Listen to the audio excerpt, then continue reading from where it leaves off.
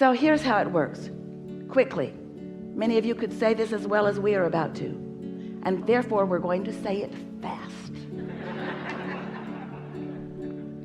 You were non-physical energy before you came into this physical body. You were pure, positive, non-physical energy, non-resistant energy. You were consciousness, and you had a very explicit reason for wanting a part of that consciousness to be born into this physical body. So here you are, splat, in this physical body. And now here you are exploring all of the variety around you, the contrast of what you are living, knowing what you don't want, and therefore knowing what you do want. And with all of that deciphering, even before you were able to speak, all of that deciphering, even while you are able to speak but may not be speaking about it, all of that witnessing of life, you are offering continual rockets of desire as you importantly come to your specific and personal conclusions about what you would prefer from where you stand. That matters so much. So you launch these rockets of desire, many of them unconsciously, not even realizing that you are launching them. Unconsciously meaning not speaking it out loud yet. Knowing that when someone's rude, you'd like them to be nicer, and knowing that when you don't feel good, you'd like to feel better, and knowing when you don't have enough of something that you'd like more of it, and knowing when you've got too much of something that you don't want, that you would like less of it. In other words, you are knowing, you are sifting through, and you are launching these rockets of desire. And therefore, usually unbeknownst to you, you have created a vibrational version of the better world that you wish to live in.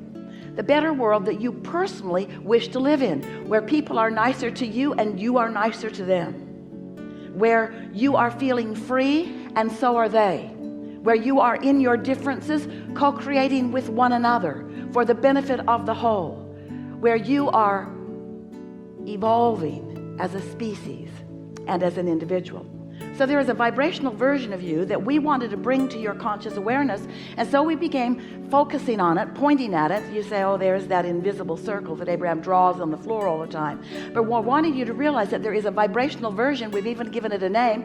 We called it at first your vibrational reality, because it is a reality whether you are consciously aware of it or not.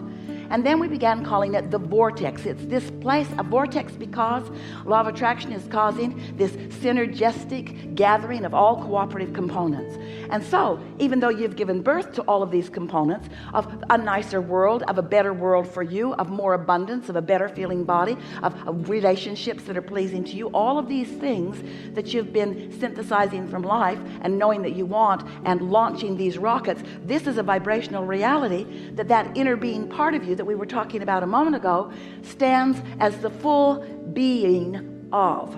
That you has become. And even though you can't see it necessarily, you do have the ability to feel it, to sense it, to know it through your emotions. In other words, you can feel when you're in sync with that. You can feel when you feel invincible. You can feel when you feel sure-footed. You can feel when you feel divinely inspired. You can feel when you're tuned in, tapped in, turned on, and you can feel when you're not.